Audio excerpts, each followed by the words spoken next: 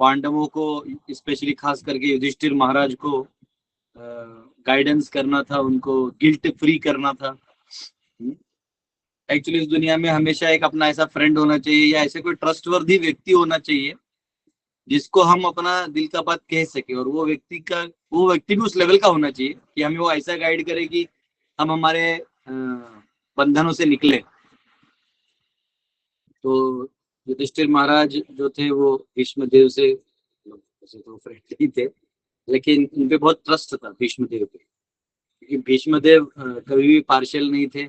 इतने सत्ता में होते हुए भी दुर्योधन इत्यादि का पक्ष रख सकते थे, पर युद्ध में भी उन्होंने एक्चुअली युधिष्ठिर को ही मदद किया था, ये बता के कि वो स्त्रियों के सामने शस्त्र नहीं उठाते।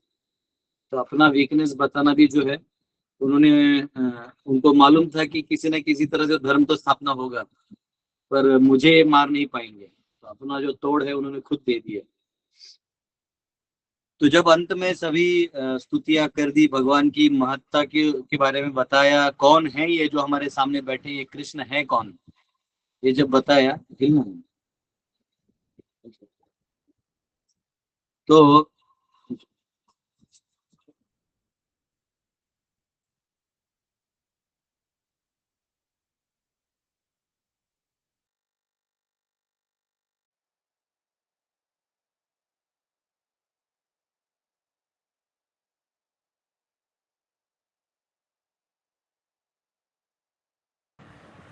हरे कृष्ण सर। तो भगवान की पूरी स्तुति उन्होंने की, और तत्व से भी किया, जैसे डेफिनेशन के साथ कि भगवान क्यों अवतरित होते हैं, उनका क्या काम है, और यहाँ वो खास करके क्या करके गए, और स्पेशली पार्थ सारथी का जो रूप है वो उनके माइंड में इम्प्रिंटेड था। तो अंतिम दर्शन करते हुए वो विदाई ले रहे थे, और अंत में उन्होंने जो है प्राण त्यागे, लेकिन कैसे त्यागे ये सूत गोस्वामी अभी के श्लोकों में बताने वाले हैं। आइए हमसे प्रार्थना करते हैं। ओम नमो भगवते वासुदेवाय। ओम नमो भगवते वासुदेवाय। ओम नमो भगवते वासुदेवाय। नारायणं नमस्कृत्य नरं चैव नरोत्तमं देवीं सरस्वतीं व्यासं ततो जयमुदीरये। नष्टप्रायेषु भद्रेषु नित्यं भागवत सेवया भगवती उत्तम श्लोके भक्तिर्भवति नैष्टिकी। कृष्णाय वासुदेवाय देवकी नंदनाय च नंदगोपकुमाराय गोविंदाय नमो नमः। हरे कृष्णा कृष्णा कृष्णा हरे हरे, हरे राम राम राम हरे हरे। ओम अज्ञानतिमिरन्धस्य ज्ञानाञ्जनशलाकया चक्षुरुन्मिलितं येन तस्मै श्रीगुरवे नमः। नमां विष्णुपदाय कृष्णप्रेष्ठाय भूतले श्रीमते भक्तिवेदांत स्वामिनिति नामिने। नमस्ते सरस्वती देवे गौरवाणी प्रचारिणे निर्विशेष शून्यवादी पाश्चात्य देशतारिणे। जय श्री कृष्ण चैतन्य प्रभु नित्यानंद श्री अद्वैत गदाधर शिवासादि गौर भक्त वृंद। हरे कृष्णा कृष्णा कृष्णा हरे हरे, हरे राम राम राम हरे हरे। हरे कृष्ण। तो 43वां श्लोक आप सब बोल सकते हैं, वर्स नंबर 43। ठीक है। सूत उवाच कृष्ण एवं भगवती मनोवाग दृष्टिवृत्तिभिः आत्मन्य आत्मानम् आवेश्य सो अंतः श्वास उपारमत। Suta Goswami said, thus Bhishmadev merged himself in the super soul, Lord Shri Krishna, the supreme personality of Godhead, with his mind, speech, sight, and actions. And thus he became silent and his breathing stopped. तो अंत में जो है, तो ये ऐसा लग रहा है जैसे वो उसमें आवेश हो गए, वो वैसा नहीं होता। आत्मनि आत्मानम, आत्मनि जो है ये सभी आत्माओं के जो आत्मा है, इन द सेंस की जैसे हम सब जीव हैं, तो जीव जो है वो ईश्वर है, कंट्रोलर है। ईश्वर का मतलब होता है कंट्रोलर, तत्व डेफिनेशन से ईश्वर यानी कंट्रोलर। तो जो परम ईश्वर है, यानी इन कंट्रोलर्स का जो कंट्रोलर है वो कृष्ण है। ईश्वरः परम कृष्ण सच्चिदानंद रूपः। परम जो है वो भगवान है, सभी जीवों को कंट्रोल करने वाले भगवान है, सभी शक्तियों को कंट्रोल करने वाले भगवान है। क्षेत्रज्ञम चापि माम विद्धि सर्व क्षेत्रेषु भारत। 13वें अध्याय में कहा गया है कि ये जो क्षेत्र है, जो शरीर रूपी हमारा जो क्षेत्र है, जो हमको मिला है, इसके हम कंट्रोलर हैं। यानी मेरे शरीर में कुछ हो रहा है वो मैं जानता हूँ, और अगर श्रीनाथ जी प्रभु के शरीर में कुछ हो रहा है तो केवल वो जानते, मैं नहीं जानता। तो हम दोनों का क्षेत्र होते हुए भी, हम दोनों भी क्षेत्रज्ञ नॉलेजेबल होते हुए भी केवल उतना ही जान सकते हैं जितना ओरिजिनल क्षेत्रज्ञ यानी जो भगवान है, जो सबके क्षेत्रों को जानते हैं, वो जितना जानना देना चाहते उतना ही हम समझ पाएंगे। इसलिए ये कहना कि मैं अपने लॉजिक से भगवान को समझ लूंगा, तो लॉजिक से आप तब तक नहीं समझ पाइएगा जब तक वो आपको लॉजिक से इच्छा न करवा दें। तो भगवान जो है अल्टीमेटली सभी आत्माओं के आत्मा है। आत्मा को कहते हैं सोल इंग्लिश में, और परमात्मा यानी जो सभी आत्माओं के परम आत्मा है। ईश्वर है, परम ईश्वर है, वैसे आत्मा के परम आत्मा है वो स्वयं भगवान कृष्ण। यहाँ पे कहा गया कृष्णे आत्मनि, कृष्ण जो है वो सभी जीवों के एक्चुअली परमात्मा है। तो उनका ध्यान किया है और उनको याद करते हुए, उनके बारे में सोचते हुए, उनकी महिमा का सब ज्ञान समझते हुए और अपनी बद्ध अवस्था को समझते हुए और अपने ऊपर किए हुए कृपा को याद करते हुए वो अंत में जो है देह छोड़ दिए। देखिए, जनरली आर्ट ऑफ लिविंग एक संस्था है, जो हम एक संत हैं जो उसको चलाते हैं, तो वो कैसे जीना है आपको वो सिखाते हैं। और ऐसे आर्ट ऑफ लिविंग भी जो है नॉर्मल जो लोग हैं हमारे, जो आस पड़ोस के लोग होते हैं, बड़े होते हैं, बुजुर्ग होते हैं, ये हम सबको सिखाते हैं कि बेटा कैसे जीना है, कैसे रहना है, क्या गलतियां नहीं करनी है, क्या अच्छी चीजों को करना है। तो ये आर्ट ऑफ लिविंग है। लेकिन जीने के बाद मरना भी है, और वो एक ऐसा सत्य है कि वो आपके हाथ में नहीं है। लेकिन कैसे मरना है, मतलब किस चेतना में हमें प्राण त्यागना है, ये यहाँ पे जरूर हमको भीष्मदेव सिखा के जा रहे हैं। इसलिए मैंने आज का टाइटल भी डाला आर्ट ऑफ डाइंग। जैसे यहाँ पे लिखा हुआ है प्रभुपद ने, the human form of life is specially meant for dying like Bhishmadev. आखिरी लाइन जो है इसमें लिखा हुआ है कि असली जीवन जो है वो अंत में इनकी तरह, भीष्मदेव की तरह प्राण त्यागने के लिए। हाँ, वो एक भजन है ना, पता नहीं मुझे पूरा तो आता नहीं, पर एक लाइन है उसमें, बहुत अच्छा है। हरे कृष्णा प्रभु जी। इतना तो कर करें स्वामी जब वॉइस प्राण तन से निकले।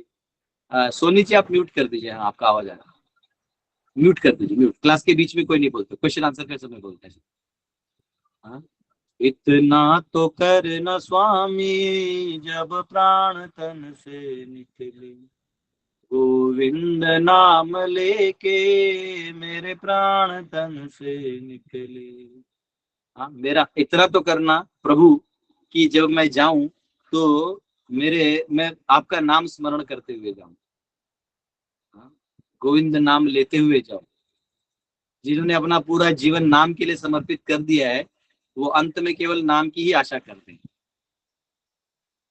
जो ऐसे हमारे गुरु भाई थे, जब वो शरीर छोड़ रहे थे तो हमारे गुरु महाराज वहाँ, उस दिन अद्वैत आचार्य अपीयरेंस था शायद, हमारे गुरु महाराज वहीं थे और उन्होंने उनको बैठ के उनसे बात किया। आप बोले अभी मोह छोड़ दो, अभी केवल ये मन में ध्यान रखो कि आपको भगवान के चरण कमलों में पहुंचना है। हाँ? और उधर ही महाराज उनका हाथ पकड़ के फिर उन्होंने अपना प्राण त्याग दिया। तो सभी लोग आज भी कहते हैं कि बाकी डिसाइपल्स बैक टू ऑर्डर जाए ना जाए पर थे गए। तो ये बहुत इंपॉर्टेंट फैक्टर है कि हम जब अपना प्राण छोड़ें तो हम भगवान को याद करें। जैसे राजा कुलशेखर ने अपने मुकुंद माला स्तोत्र में कहा है कृष्णा तुदीय पद पंकज पंजरांतम आदिव्य विशतु मानस राजहंस प्राण प्रयाण समये कपवात पित्ते कंठावरोधन विधौ स्मरणम कुतस्ते। तो कहते हैं कृष्णा त्वदीय पद पंकज पंजरांतम। हे प्रभु, जैसे हंस जो है वो तालाब के आसपास गिर मारते रहते हैं चक्कर, वैसे मेरा मन जो है वो आपके चरण कमलों के आसपास ही भटकता रहे। मुझे और कुछ नहीं चाहिए प्रभु, और कुछ भी नहीं चाहिए, बस केवल आपका चिंतन, आपका स्मरण हो, हम आपको ना भूलें। क्योंकि इस दुनिया में और कुछ हम गलत काम नहीं कर सकते, हम एक ही गलत काम करते हुए भगवान को भूलना। तो यहाँ पे कहा है परपोर्ट में कि ऐसे स्थिति जो भीष्मदेव को आई है, इसको कहते हैं निर्विकल्प समाधि। निर्विकल्प समाधि यानी समाधि का मतलब है, जो पिछले परपोर्ट में भी दिया प्रभुपाद ने, जब आपका मन एकाग्र हो जाए, एक चित्त हो जाए भगवान में, तो उस स्थिति को कहते हैं समाधि। और निर्विकल्प समाधि का मतलब है अपने आप को पूर्णतया, है ना। दिस इज कॉल्ड निर्विकल्प समाधि because he merged his self into thinking of the Lord and his mind into remembering his different activities. He chanted the glories of Lord, and by his sight he began to see the Lord personally present before him. हाँ, और इसलिए without deviation, बिना किसी deviation के वो भगवान को याद कर रहे थे। इस स्थिति को कहते हैं निर्विकल्प समाधि। कई बार हम सब सिर्फ बैठते हैं ध्यान में, हम ओम करते हैं, लेकिन किसी को याद नहीं करते ना, मन नहीं करते, तो उसे समाधि नहीं कहा गया। समाधि उसको कहा जाएगा जब आप पूर्णतया प्रीतिपूर्वक भगवान को स्मरण कर रहे हैं। तो यहाँ प्रभुपाद ने परपोर्ट में नवविधा भक्ति की जो है 9 विधियां हैं, उनके बारे में बताया है कि कैसे हम भी इस स्थिति को प्राप्त कर सकते हैं। तो जैसे भीष्मदेव ने ये सब किया, हमें भी करना है। तो नवविधा भक्ति क्या है? ये पहला श्रवण है कि हमें श्रवण करना चाहिए। किसके बारे में? तो भगवान के बारे में। ऐसे तो बड़े बड़े तानाशाह हुए, राजा हुए, युद्ध हुए हैं, बड़े बड़े विद्वान हुए हैं, बड़े बड़े मल्ल योद्धा हुए हैं, ऐसे बहुत सारे लोग हुए हैं। लेकिन इनके बारे में हम जान के क्या करेंगे? किसी ने 100 किलो का कोहड़ा है वो पंपकिन ग्रो किया अपने खेत में, तो उसके बारे में सुन के हमको क्या मिलना है? वो एनीवेज हमको उसका थोड़ा ही पार्ट खाना में खाना है है ना। किसी ने ऐसे आम लगाया कि हर साल स्पेशल मैंगोज आ रहे हैं, चले ठीक है, कैसे किया है वो पता चल जाए तब तक ठीक है, बाद में उसके बारे में जान के क्या करें? लेकिन भगवान के बारे में जान के हमारा मन पवित्र हो जाता है। क्योंकि भगवान जो है ना, वो प्रेम दिखाते हैं, प्रीति दिखाते हैं भक्तों के प्रति, भक्त वत्सलता दिखाते हैं। और उसका जब हम श्रवण करते हैं ना, तो हमारा हृदय पिघल जाता है, हमारा मन बड़ा कठोर होता है। लेकिन जब भगवान की महिमा को श्रवण करते हैं, तो हमारा मन भी एक समय के लिए सोचता है कि अरे स्वामी हो तो ऐसे, अगर किसी को शरणागत होना है तो वो ऐसा व्यक्ति होना चाहिए। तो इसलिए श्रवण करना, भगवान की महिमा का श्रवण करना बहुत अनिवार्य है। दूसरा है चैंटिंग। श्रवणम कीर्तनम, श्रवण हो गया, फिर कीर्तन हो गया। तो कीर्तन जो है यानी भगवान का ग्लोरिफिकेशन। आप कहीं भी जाएं तो भगवान के बारे में आप कीर्तन कर सकते हैं, वो कर सकते हैं। एक मिनट बस।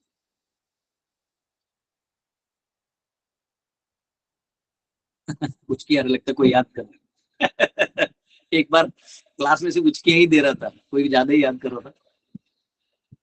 हरे कृष्ण।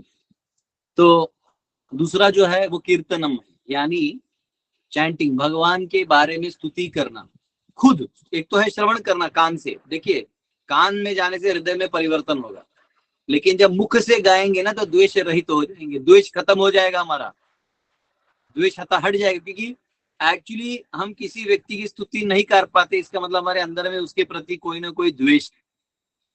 स्तुति करना, मेरे गुरु भाई हैं, वो ऐसे व्यक्ति हैं कि सब मतलब सबसे खटारा आदमी भी रहेगा ना, उसके बारे में भी इतने अच्छी अच्छी चीजें बोल देते हैं कि ऐसा लगता है कि इसको साइड में बिठा के इसका वर्जन ही सुनना चाहिए। अगर कोई बहुत भी गड़बड़ा काम किया है तो वो इतना अच्छे से पहले उसकी इतनी सारी स्तुतियां बताते हैं कि हमको ही लगता है कि छोड़ दो यार, हमारा ही गलती होगा। तो वो एक नॉन एनवियस नेचर है, अद्वेष्टा सर्वभूतानाम। तो जब हम भगवान की स्तुति अपने मुख से करते हैं तो हमारा जो अनादि जन्मों से जो द्वेष भरा पड़ा है अंदर में वो निकल जाता है। इसलिए भगवान का स्तुति करना चाहिए। कभी कभी आप नए नए डिवोटीज को कभी कभी होता है कि कोई सेंटर में नहीं, तो हम लोग बोलते हैं आप ही क्लास दे दो। तो जब क्लास देते हैं तो वो एकदम मतलब नहीं नहीं प्रभु हम नहीं दे पाएंगे। तो जबकि बहुत सालों से प्रैक्टिस कर रहे हैं, सब कर रहे हैं, लेकिन एक्चुअली भगवान के बारे में बोलने से हमें हमारा जो है ना सुनने से 20 से 30% फायदा होता है, लेकिन बोलने से और 20-30% फायदा होता है, और अपने जीवन में उतारने से तो 100% फायदा होता है। तो बोलने से आपको ध्यान आता है कि सच में क्या ग्लोरी है भगवान की। इसलिए कीर्तन करना चाहिए, भगवान के बारे में महिमा उजागर करते रहना चाहिए, और चैंटिंग करते रहना चाहिए, भगवान का नाम जप करते रहना चाहिए। तीसरा है रिमेम्बरिंग, स्मरणम। श्रवणम कीर्तनम स्मरणम।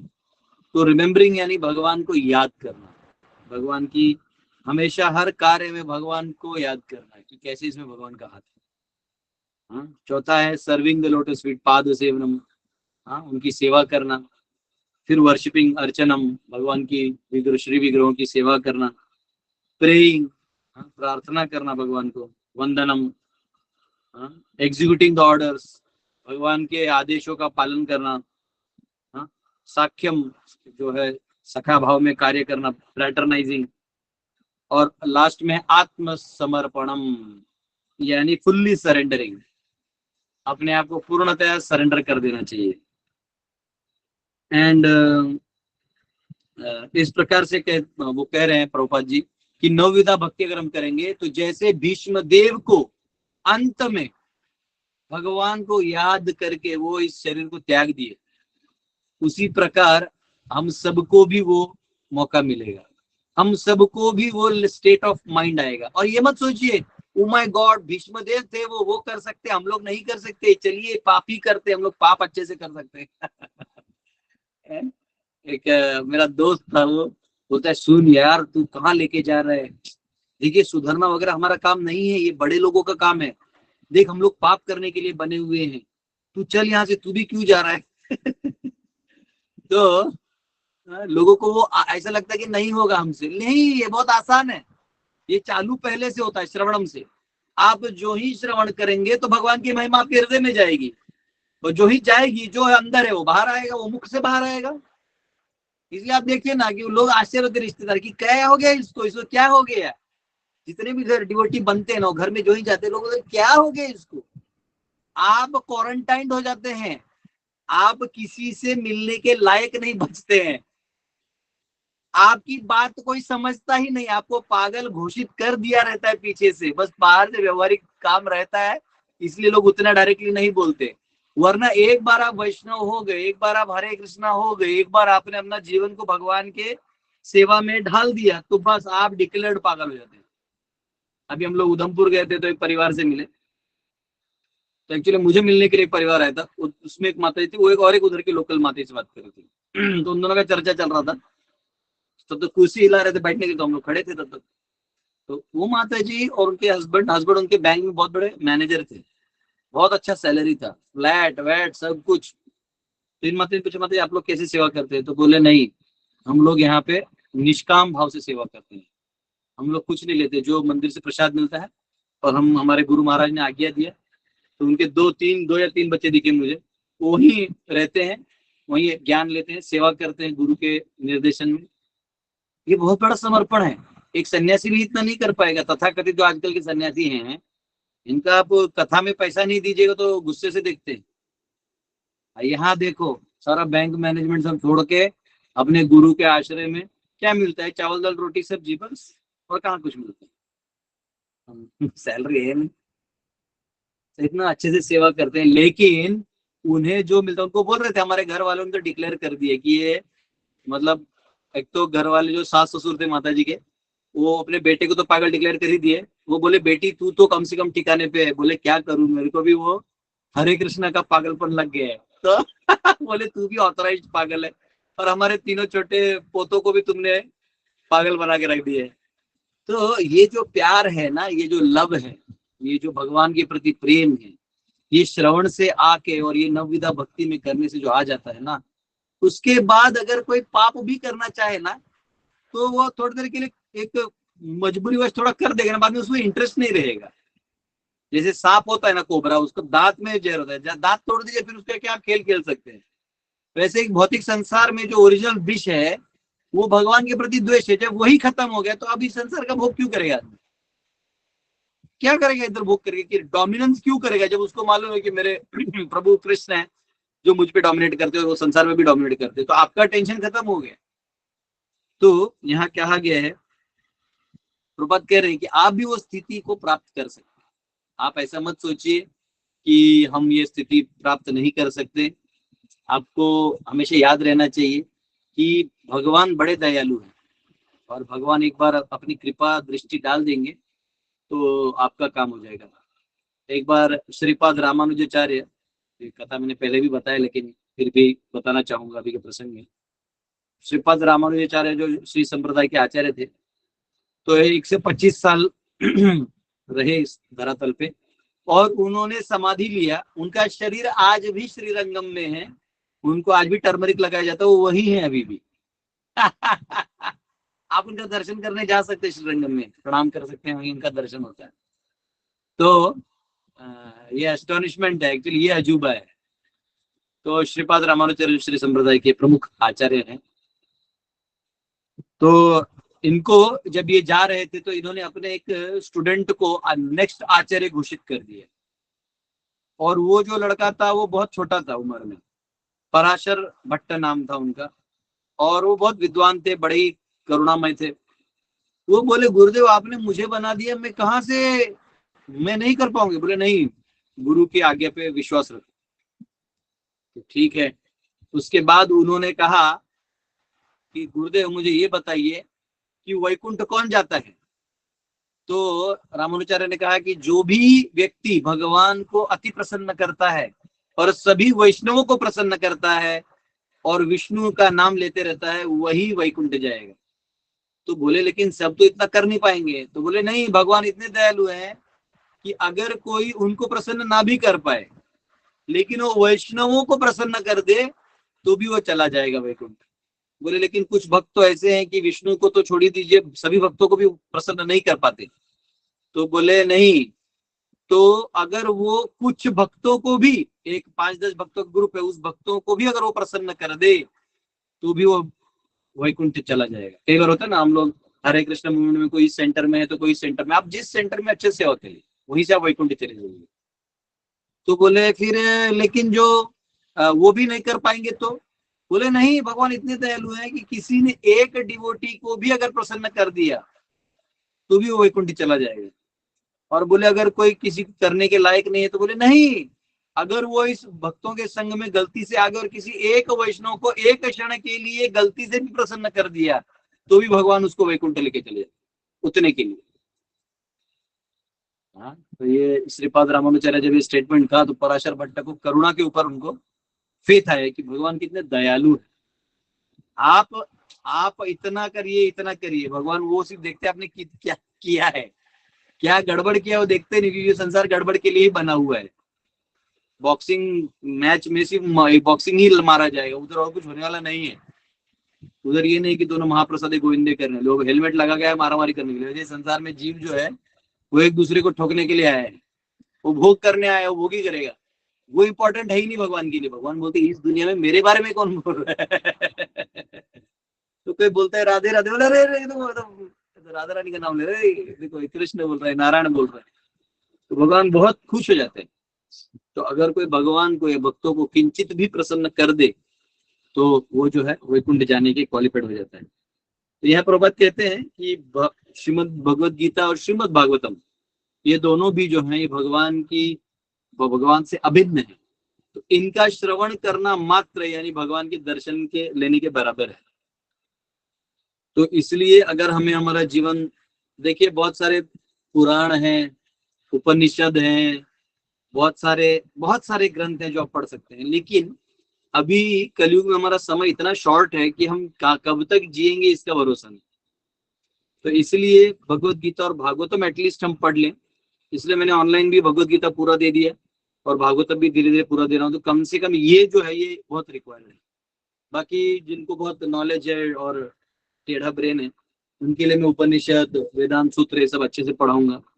यदि आप पढ़िएगा आपके फाइनर ब्रेन्स का टेस्ट होगा। जनरली कथा वगैरह होता है तो उसमें माता जी लोग ज्यादा रहती है, जो ही वेदांत सूत्र आता है उसमें सब गायब हो जाते हैं।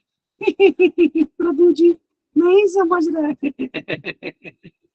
तो उस समय कोई दिक्कत नहीं, उसको भी जो बेस्ट तोड़ तोड़ के पढ़ा सकते हो पढ़ाएंगे। तो यहाँ पे जो है प्रभुपाद कहते हैं कि Bhagavad Gita and Bhagavatam are sound incarnations of the lord. जब आप गीता के श्लोक गाते हैं ना, आप देखिए आपके रोंगटे खड़े होते हैं। अगर कभी आप जाइएगा और कहीं पे ऐसा, अभी मैं गया था कटक में, तो वहाँ के जो एक गुरुकुल कह सकते हैं, वो संडे टू संडे चलते हैं। तो हमारे एक वहाँ है भक्त हैं, वो अच्छे से चला रहे हो, मतलब लड़का लड़की लोग बच्चा लोग आते हैं, उनको संडे टू संडे पढ़ाते हैं गीता वगैरह। तो उनका एक प्रेजेंटेशन थे 2-3, तो मैं वहाँ बैठा था। तो जब उन्होंने गीता का प्रेजेंटेशन दिया ना, तो ऐसे वो लाइट हिलता था, यहाँ 2 बच्चे ही गा रहे हैं, यहाँ वो गा रहे हैं, बीच में घोड़े पे अर्जुन और कृष्ण है। बहुत अच्छा लग रहा था। तो जो वो आवाज आ रहा था कृष्ण का, तो जो वो जो गा रहे थे तो ऐसे रोंगटे खड़े हो रहे थे, क्योंकि वो जो साउंड है ना वही कृष्ण है। इसलिए आपको रोज सुबह उठ के गीता के श्लोक पाठ करने चाहिए। आप कृष्ण को ही पुकार रहे हैं, नॉन डिफरेंट है। वो बोलते थे कि मेरे कभी भी रोंगटा खड़ा हो गया। तो इस तरह से हमें, अगर मरना तो है ही, प्रभुपाद लिखते हैं एवरी मैन और animal must die at certain stage of life. एक समय आएगा जब हम सब मरेंगे, लेकिन अगर मरना ही है तो क्यों ना हम भीष्म देव की तरह मरें, क्यों ना हम उस तरह की तैयारी करें कि भीष्म देव की तरह हमारा प्राण निकले। ठीक है, मुझे लगा आज 2-3 वर्सेस दूंगा, पर यह हमारा समय समाप्त हो गया। ठीक है, कोई क्वेश्चन है 1-2 तो ले लेंगे। और आज संडे है तो हो सकता है हम नेक्टर ऑफ डिवोशन पे क्लास लें, लेकिन मैं सोच रहा हूँ उसका बहुत इनकंसिस्टेंसी हो रहा है। किसी दिन अलग से ही आपको नेक्टर ऑफ डिवोशन पढ़ा दूंगा, क्योंकि नेक्टर ऑफ डिवोशन में समस्या ये हो रहा है कि एक तो उसका रिकॉर्डिंग भी हम नहीं कर पा रहे हैं, और दूसरा है कि हर संडे को कहीं ना कहीं प्रोग्राम आ जाता है। और भागवतम चालू करने से पहले मैंने एनओडी चालू किया था, और वो संडे टू संडे था। अब भागवतम चालू कर दिया तो मुझे लगता है आपको एनओडी का एक्सक्लूसिव जरूरत है, तो उसको मैं किसी दिन अलग से पढ़ा दूंगा सारे चैप्टर्स। ठीक है, उसमें बहुत रस है, रस तत्व है, आएंगे उस पर कभी। हरे कृष्णा। यस, किसी का क्वेश्चन है? विजय जी। हरे कृष्णा प्रभु जी, दंडवत प्रणाम प्रभु जी। प्रभु जी थैंक यू, बहुत बहुत बहुत ही अच्छा लेक्चर हुआ प्रभु जी। और प्रभु जी जो आपने ये रामानुजाचार्य जी के बारे में जो स्टोरी बताई ना, फिर से एक उम्मीद जाग गई है प्रभु जी कि हाँ हमारा भी कुछ हो जाएगा प्रभु जी। और प्रभु जी जो अभी आपने पाद सेवनम और अर्चनम के बारे में बताया प्रभु जी, तो पहला प्रश्न यही है प्रभु जी, ये दोनों के बीच में क्या डिफरेंस है, एक उसके बारे में बता दीजिएगा। और प्रभु जी एक श्रीमद् भागवत मतलब कि कहीं पे उल्लेख है क्या प्रभु जी स्पिरिचुअल वर्ल्ड के बारे में, जहां से हम लोग रेफरेंस कर सके कि स्पिरिचुअल वर्ल्ड कैसा है प्रभु जी? एक्चुअली क्या है ना, देखिए, जैसे आपको एक दूसरा उदाहरण देता हूँ। जैसे उस दिन भी हम लोग माता जी लोग बात कर रहे थे ना, 2 डायमेंशन, 3 डायमेंशन, 4 डायमेंशन। तो एक्चुअली कैसे है कि सर्टन पैरामीटर्स हैं जिससे ये दुनिया चलती है, और वो जो दुनिया है उसके पैरामीटर्स ही अलग हैं। मतलब पैरामीटर मतलब उदाहरण के लिए यहाँ अगर रोशनी होती है तो सूर्य के वजह से रोशनी होती है, अगर सूर्य नहीं आएगा तो रोशनी नहीं आएगी। बात समझिए, तो सूर्य नहीं आएगा तो आप बोलेंगे नहीं हम लोग आर्टिफिशियल लाइट और बल्ब लगा देंगे, लेकिन सूर्य नहीं आएगा तो तुम वो दिखेगा कहाँ कि पानी का टरबाइन कहाँ लगाना है, तो वो भी नहीं लगा पाओगे। तो ले दे के इस दुनिया में जब अगर सूर्य को पैरामीटर डालें तो नए सेट ऑफ पॉसिबिलिटीज बनते हैं। ठीक है, चंद्र है तो एक नए सेट ऑफ पॉसिबिलिटीज बनते हैं। तो जितने ग्रह हैं, नक्षत्र हैं, धातु हैं, earth water fire air ether, तो ये जो इधर की दुनिया है ना, ये 8 धातुओं से बनी है, महत तत्व कहते हैं जिसको। तो ये महत तत्व जो है इससे सब बना हुआ है और 3 गुणों से बना हुआ है। तो यहाँ का अंडरस्टैंडिंग लेके वहां का ले नहीं सकते, इसलिए उसको परम गति कहा गया है बस। वैसे वर्णन वैकुंठों का है, वैकुंठों का वर्णन मुझे लगता है भागवतम में भी है, 1-2 जगह मैंने खोजा था, और आपको ब्रह्म संहिता में भी है। और एक्चुअली आप देखते हैं कि वो जो अजामिल को लेके जाते हैं वही ये विष्णुदूत, तो वो आते हैं और उसको उठा के ले जाते हैं। ध्रुव महाराज भी जो है वैकुंठ की तरफ यान में जाते हैं। तो ऐसा नहीं है कि वैकुंठ का वो हमको वो चाहिए, वैकुंठ है। अब वो उसका जो वर्णन है, और दूसरा पॉइंट क्या है कि वो परम गति मान लिया जाता है। उधर उधर हमारी क्या स्थिति होगी बस उतना ही बताया गया है। वहां कहा गया है कि श्रेय कांता कांता परम पुरुष कल्पतरवो ध्रुमा भूमिश्चिंता मणिगणमयी तोयम अमृतम कथा गानम नाट्यम गमनमपि वंशी प्रिय सखी। वहां कहते हैं कि कोई चलता ही नहीं, वहां हर कोई नाचता है। जैसे लाड़ प्यार में होता है ना, लोग बहुत खुश रहते तो नाचते रहते हैं, मन अब टेंशन, यहाँ टेंशन है कि खाएंगे क्या, सोएंगे किधर, शादी किससे करेंगे, हाँ प्रॉपर्टी कौन कौन बांट के ले जाएगा, मरेंगे कैसे, बुढ़ापे में क्या होगा, बुढ़ापा आएगा बाद में, टेंशन अभी, पाप किया पहले पुराना में, टेंशन अभी। हाँ तो एक्चुअली वो नहीं, महाविष्णु को भी जो मिलने गया वो वैकुंठ नहीं था, वो महाविष्णु भी इस महत्व में ही अपने आप को एक्सपांड कर दिया। तो वैकुंठ में जो है उसका वर्णन आता है बहुत जगह, लेकिन वर्णन आता है पुराणों में भी वर्णन आता है, तो इसलिए तो पुराणों को कोट नहीं करते ना। तो एक्चुअली लेकिन वहां के जो पैरामीटर्स हैं जिससे वो बनते हैं वो ही हमारे को हमारी भौतिक बुद्धि में नहीं जाएगा, इसलिए उसको परम गति कहा गया। उससे आप इसको समझ नहीं पाइएगा।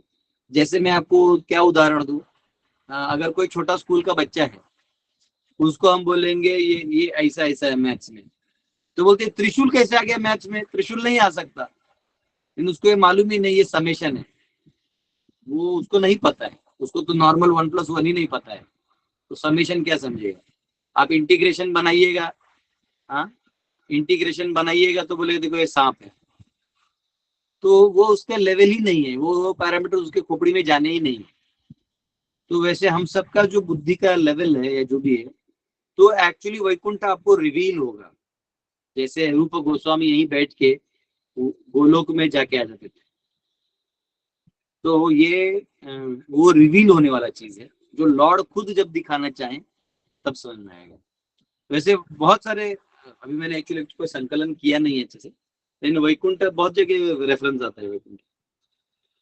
ठीक है, हरे कृष्ण। अभी तो बहुत लोगों ने ऑनलाइन भी मैसेज डाला है, तो हरे तो जो डिफरेंस भी बताइए ना, पाद सेवनम और अर्चनम। हाँ ये रह गया हमारा, पाद सेवनम और अर्चनम। अर्चनम यानी भगवान की सेवा, विग्रह सेवा, और पाद सेवनम यानी पाद सेवनम कैसे थे, जैसे भगवान का चरण सेवा, उनकी आज्ञा का पालन करना है ना, उनको उनके चरणों के पास रहना, आश्रय आश्रय ही रहना। बेसिकली वो आत्मसमर्पण से थोड़ा अलग है, लेकिन दिखने में आत्मसमर्पण ही दिखेगा। जो आत्मनिवेदन है ना लास्ट वाला, तो आत्मनिवेदन में क्या है कि आप अपने अहंकार का लास्ट पार्ट भी छोड़ देते हैं, और ये पाद सेवनम में आप सेवा करते करते आपका अहंकार छूटता है। जैसे प्रभु जी विष्णु भगवान की माता लक्ष्मी करती है चरणों की चरण, जैसे मैं समझा नहीं क्या बोले। पाद सेवनम प्रभु जी, जैसे माता विष्णु लक्ष्मी जी भगवान करती है हैं। तो माता लक्ष्मी जी जी जो हाँ, उनकी सेवा करती है पाद सेवनम। Right right right. हरे अरे किशोर जी, यस हाँ बोलिए। प्रभु, एक छोटा सा सवाल है मेरा। जैसे आपने बताया आर्ट ऑफ डाइंग भी समझाया आपने, तो हम एज ए गृहस्थी जो भौतिक जीवन को भी संभालना पड़ता है और स्पिरिचुअल में भी करना पड़ता है, उसको ऐसा क्या करना चाहिए कि उसके एंड टाइम पे भगवान उसके साथ में रहे, भगवान का याद रहे, ताकि आगे का जो जर्नी है वो सक्सेसफुल हो। तो क्योंकि शोला माला करना है, भक्तों का संग करना है, वो सब ठीक है चलो, लेकिन जो हम लोग गृहस्थी है और भौतिक जीवन भी संभाल रहे हैं और ऐसे लोगों के बीच में रहे जो भक्त लोग भी नहीं है, तो क्या ऐसा कॉन्सेप्ट में हमेशा रखना चाहिए कि क्या ऐसे एप्लीकेशन, प्रैक्टिकल एप्लीकेशन करना चाहिए कि ताकि हमारी कॉन्सेंसनेस हमारी कृष्ण की तरफ ही रहे ज्यादा करके, क्या ऐसा करना चाहिए? ऐसा कोई बताए कोई। आपको कर्ता बुद्धि से हटना चाहिए कॉन्शियसली, ओके कि मैं करता हूं। कर्ता हाँ। Means doer. हाँ। आप पत्नी को संभाल रहे हैं, आप बच्चों को संभाल रहे हैं, तो इसमें कर्ता कौन आ गया? आप। हाँ। आपको हमेशा याद रखना है कि हरी इच्छा से सब हो रहा है, मैं निमित्त हूँ। हर अच्छा। कार्य करिए, भगवान को याद करते रहिए। हर ओके। कार्य में याद रखिए कि भगवान की इच्छा है तब हो रहा है, और नहीं भी हो रहा है तो जरूर भगवान इससे कुछ अच्छा इसमें गूढ़ रहस्य रखे हैं जो बाद में पता चलेगा। ओके, हरे कृष्ण। तो हर कार्य में मैं हटा दो तो सब ओके, मैं डाल दो तो फिर जिंदगी में मैदा हो जाएगा। ठीक है, आई हटा दो, आई हटा दो, सब खत्म, सब ठीक ठाक। ओके। ओके, हरे हरे कृष्ण। कृष्णा प्रभु जी। यस, पूछिए। प्रभु प्रभु जी को भजन सुना दो जो आप अभी अभी बोल रहे थे, इतना तो करना स्वामी। नहीं समझा नहीं, थोड़ा जोर से बोलिए। जो प्रभु जी आपने अभी भजन सुना था ना, एक लाइन वो सुना दूं, इतना तो करना स्वामी। हाँ सुनाइए ना। इतना तो करना स्वामी, जब प्राण तन से निकले, गोविंद नाम लेकर, तब प्राण तन से निकले।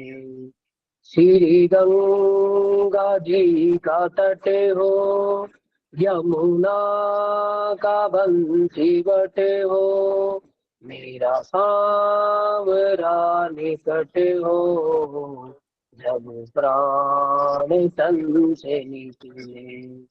इतना तो करना स्वामी, जब प्राण तन से निकले। पीतांबरी कसी हो, सभी मन में ये बसी हो।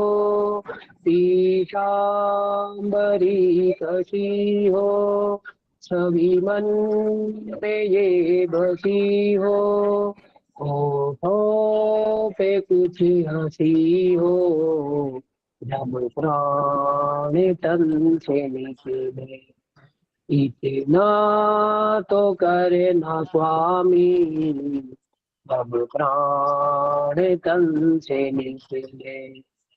जब कंठ प्राण आए, कोई रोग ना सताए, यम दर्द ना दिखाए, जब प्राण तन से निकले।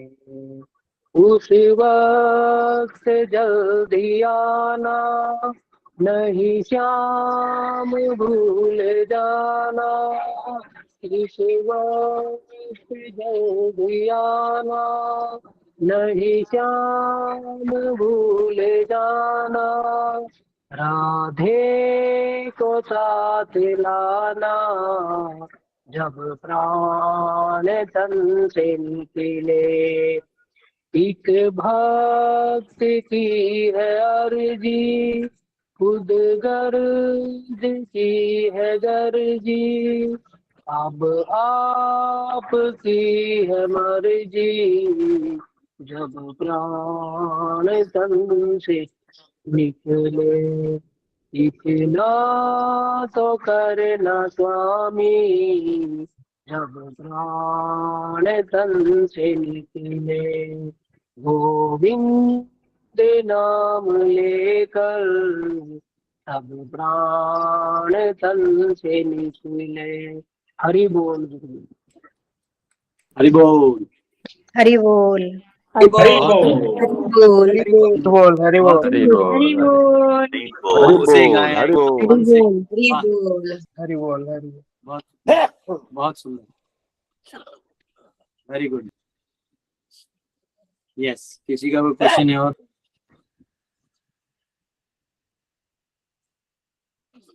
ठीक है, क्वेश्चन नहीं है तो कल मिलेंगे। हरे राजेश कुमार जी क्वेश्चन है, जल्दी पूछिए। हरे कृष्ण प्रभु, दंड प्रणाम। Yes. गुरुदेव ये पूछना था कि जैसे कि हम लोग नवदा भक्ति करते हैं तो इसमें जैसे कोई भी एक भक्ति करना चाहिए कि दो भक्ति साथ में करते हैं कभी कभी, जैसे हम लोग पूजा भी करते फिर उसमें क्लास भी अटेंड करते, तो ये कैसे है? नहीं नहीं, वो एक्चुअली 9 के 9 इंटरकनेक्टेड है। आप एक करिएगा तो दूसरा अच्छा। आ पाएगा, तीसरा नहीं आ पाएगा। बाकी मुंबई में जो भक्ति करते हैं वो एक साथ 10 भी कर लेंगे तो कोई दिक्कत नहीं। आप लोग के लिए ज्यादा जरूरत है। आप 9 के 9 वापिस रिपीटेड करते रहिए।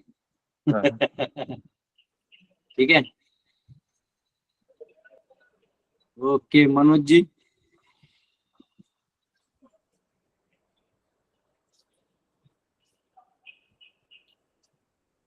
ओके, शायद इन्होंने गलती से हाथ ऊपर कर दिया है। बहुत बहुत धन्यवाद आप सबका। कल मिलेंगे। हरे कृष्णा। श्रील प्रभुपाद की हरे कृष्ण।